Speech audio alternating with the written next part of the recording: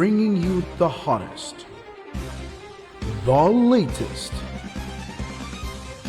news and public affairs.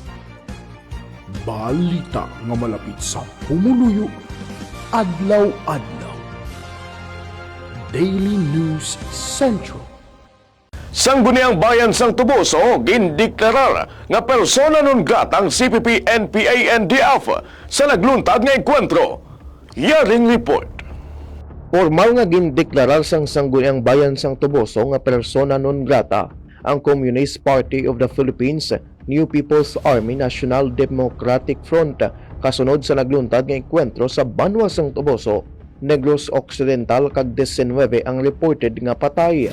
Ginaprobahan ini pinaagi sa Resolution number 77 Series of 2026 sa ilang nga regular session nga nagakondenar sang presyensya kag aktibidad sang amo nga grupo kag nagadumili sa ila pagsulod sa Banwa.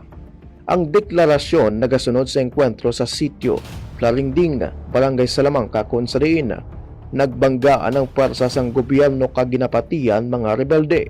Ginapaabot man sang lokal nga panguluhan ang bugos nga suporta sang Armed Forces of the Philippines kag Philippine National Police sa pagmaintenar sang kalinong kag katawhayan sa lugar. Ginpahayag sang mga opisyal nga ang deklarasyon nagapakita sang paghiusa sa pagtindog sang Banwa batok sa mga armado kag pagpanalipod sang kaayuhan sa mga pumuluyo.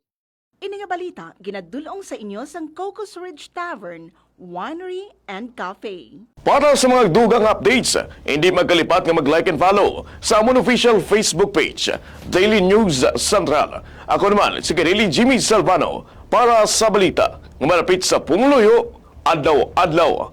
Daily News Central. Daily News Central.